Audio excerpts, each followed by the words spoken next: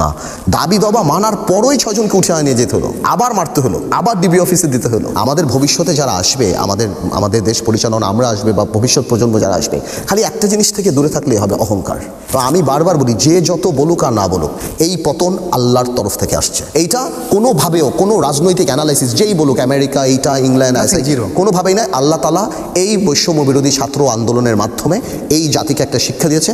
আমরা যদি এই শিক্ষা না পাই, ভবিষ্যতে এর চেয়ে খারাপ অবস্থান আমাদের হবে। একটা প্রধানমন্ত্রীর দোষ বা একটা প্রধানমন্ত্রীর ভুল, এটা তো আসলে কোনো বড় একটা ক্রাইম না, এটা হতেই পারে। আওয়ামী লীগের মধ্যে এই গত 16 বছরে এমন একটা মেন্টালিটি দাঁড়িয়ে গিয়েছিল যে একটা শিরকি পর্যায়ে চলে গিয়েছিল জিনিসটা, এবং আল্লাহ তাআলা বলেছে, তুমি যদি মানব পুজো, আমি তাকে দিয়ে তোমার ক্ষতি করে দেবো। এবং তাই হয়েছে। আজকে চলে গিয়েছে সাবেক প্রধানমন্ত্রী এবং সবাই এখানে বসে আছে ভালকার মতো যে আমরা জানি না।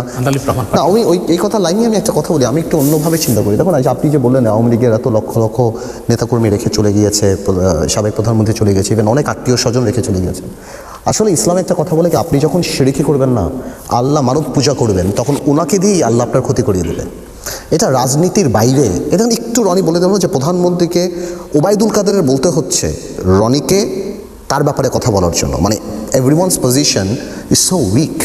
এবং এইটা মানব পূজনীয় এমন পর্যায়ে চলে গেছে সব জায়গায়, আত্মীয় স্বজন এখানে ওখানে, যে আপা যা বলেছে, আপা ইজ ইম্পসিবল, আপা ওডি আল্লাহ, আপা যা করবে তাই হয়ে যাবে। এটা কিন্তু প্রধানমন্ত্রীর দোষের চেয়েও নিচের লেভেলের দোষটা অনেক বেশি, যেটা মানব, মানে যেই দোষী হোক অন্য কারো হতে পারে। হ্যাঁ, বা দোষ ধরা একটা প্রধানমন্ত্রীর দোষ বা একটা প্রধানমন্ত্রীর ভুল, এটা তো আসলে কোনো বড় একটা ক্রাইম না, এটা হতেই পারে। এটা একটা গণতান্ত্রিক, আমি অ্যাটেনশন লুজ করি আপনি যদি আমাদেরকে কনসেন্ট্রেট না করেন। হ্যাঁ, তো প্রধানমন্ত্রীর হতেই পারে, এটা তো বড় কোনো ব্যাপার না, মানে প্রত্যেকটা মানুষের। কিন্তু আওয়ামী লীগের মধ্যে এই গত 16 বছরে এমন একটা মেন্টালিটি দাঁড়িয়ে গিয়েছিল যে একটা শিরকি পর্যায়ে চলে গিয়েছিল জিনিসটা, এবং আল্লাহ তাআলা বলেছে, তুমি যদি মানব পুজো, আমি তাকে দিয়ে তোমার ক্ষতি করে দেবো।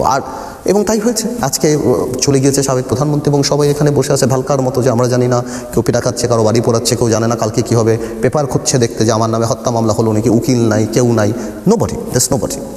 আরেকটা ব্যাপার যেটা রনি একটু আগে বলেছিল যে আওয়ামী লীগ খুঁজে খুঁজে খুঁজে খুঁজে বের করে। রাজনীতিতে না একটা খুব সিম্পল থিওরি আছে, আপনি মানুষের জন্য কাজ করবেন, আল্লাহ তাআলা জানবে, এবং আল্লাহ তাআলা যদি চায় আপনাকে আনবে, যদি না চায় আনবে না। সম্মানের মালিক আল্লাহ তাআলা, একদম simple. Awami League visible opponent খুঁজত, জাতীয় পার্টি ভিজিবল অপোনেন্ট ভাঙ্গ, বিএনপি ভাঙ্গ, রনি খারাপ জেলে দাও, পার্থ খারাপ জেলে দাও, জামাত খারাপ এই করো। বৈষম্য বিরোধীকে চিনে নাই, জানতো না। আপনার পতনের সময় সেটা উপর থেকে আসবে। আপনি ভিজিবল, ইটস লাইক আপনি পৃথিবীর সব ডক্টর নিয়ে আসেন এবং সব ভ্যাকসিন লাগান, আপনি মারা যাবেন। এটা আল্লাহর হাতে, আপনার অসুখ না থাকলেও আপনি মারা যাবেন। সো আমরা করি কি, আমরা মানে এই পলিটিশিয়ান করে থাকার জন্য, এ আমার, ও আমার, এ আমার, কেউই তোমার না। তোমার যখন সময় হবে তখন তোমার যেতে হবে। তো সময় হয়ে চলে গেছে। এটা না করে যদি প্রপারলি করতো না, কিন্তু হয় কি, ওই সময় আল্লাহ মোহর মেরে দেয়। আল্লাহ যখন মোহর মেরে দেয়, আপনি ভিজুয়ালাইজ করতে পারেন না, আপনি দেখতে পারেন না যে আসলে আমার অবস্থানটা কী। না হলে এটা তো খুব সিম্পল ব্যাপার ছিল। প্রধানমন্ত্রী যদি, সাবেক প্রধানমন্ত্রী যদি খালি এই ছেলেদেরকে বলতো তোরা আমার সাথে ভাত খেয়ে যা, প্রথম দিন ফিনিশ, আর কিছুই লাগতো না। দাবি দাবা মানার পরই 6 জনকে উঠে নিয়ে যেতে হলো, আবার মারতে হলো, আবার ডিবি অফিসে দিতে হলো, আবার স্টেটমেন্ট দিতে হলো, আবার স্টেটমেন্ট দিতে হলো, বিপরীতে আবার ওনের বিপরীতে স্টেটমেন্ট দিতে হলো। এটা দরকারই ছিল না। তাই বললাম না যে এই ভিজিবল খপ্পরে পড়ে যেতে হবে। এই যে ভিজিবল যে জিনিসটা থাকে না মানুষের, যে আমি মনে করি একে থামালে আমি বাঁচবো, একে থামালে আমি বাঁচবো, আমি সব ম্যানেজমেন্ট করবো না। ভাই, মানুষের প্রতি অনেস্ট থাকো, মানুষের প্রতি অনেস্ট থাকো। ক্ষমতা থেকে চলে গেলেও মানুষ ভালোবাসবে, আল্লাহ তাআলা সম্মান দিয়ে রাখবে, এই অসম্মান নিয়ে আল্লাহ তাআলা করবে। ছোট একটা প্রশ্ন আপনাকে করতে চাই, সেটা হচ্ছে ভুল করে ভুলে যাওয়া কিংবা ভুল থেকে শিক্ষা না নেওয়া, এটি কিন্তু আমাদের জাতীয় চরিত্র হয়ে গেছে। আমরা কি, আপনি তো একজন রাজনীতিবিদ, ভবিষ্যতে সেটা হচ্ছে রাজনীতি করবেন, হয়তো মন্ত্রী হবেন, হয়তো এমপি হবেন। আপনি যদি ক্ষমতায় যান, সেই ক্ষেত্রে এই ভুল থেকে আপনি কি শিক্ষা নেবেন? জাতির কাছে আজকে কি অঙ্গীকার করবেন? আমি তো অঙ্গীকার জাতির কাছে করবো, আমি অঙ্গীকার আল্লাহ তাআলার কাছে করি।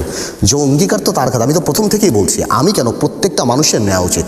এই যে আমরা 1/11-এর পর থেকে যে শিক্ষাটা নেই, 1/11 তো কষ্ট হয়েছে, এই যে শিক্ষাটা নেই, মনে করছে আমার কোনো শত্রু নাই, আমার ভিজিবিলিটিতে যারা আমার বিচার করবে তাদেরকে আমি এদের টাকা দিয়ে ম্যানেজ করবো অথবা তাদেরকে দমন করে ফেলবো। না, আমি বললাম তো, অভিশাপ, যে রনি যেটা বলো, অভিশাপ উপর থেকে আসে।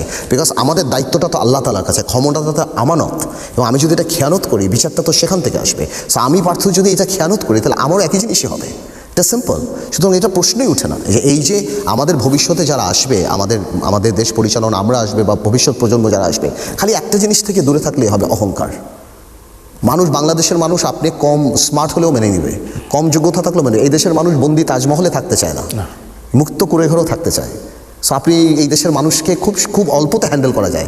এরকম মানুষ, এরকম মানুষ পৃথিবীতে কোথাও নাই, এত ভালো মানুষ কোথাও নাই, এত ইমোশনাল মানুষও কোথাও নাই। তো আমার প্রশ্নটা হলো যে রাজনীতিবিদরা এই পালস যদি বুঝে তাহলে এই দেশে খুব ভালো। কিন্তু একটাই কথা, যে শুধু মানুষকে খুশি করার চেষ্টা করা, কারণ আল্লাহ তাআলা খুশি থাকলেই মানুষের হৃদয়ের মধ্যে দিয়ে দেয় সম্মান। এবং আমি বারবার বলি, যে যত বলুক আর না বলুক, এই পতন আল্লাহর তরফ থেকে আসছে। আমি এটাই বিশ্বাস করতে চাই এবং আমি এটাই চাই। এইটা কোনোভাবেও কোনো রাজনৈতিক অ্যানালাইসিস যেই বলুক, আমেরিকা, এইটা, ইংল্যান্ড, কোনোভাবেই নয়। আল্লাহ তাআলা এই বৈষম্য বিরোধী ছাত্র আন্দোলনের মাধ্যমে এই জাতিকে একটা শিক্ষা দিয়েছে। আমরা যদি এই শিক্ষা না পাই, ভবিষ্যতে এর চেয়ে খারাপ অবস্থান আমাদের হবে। আর আমরা যদি শিক্ষা পাই,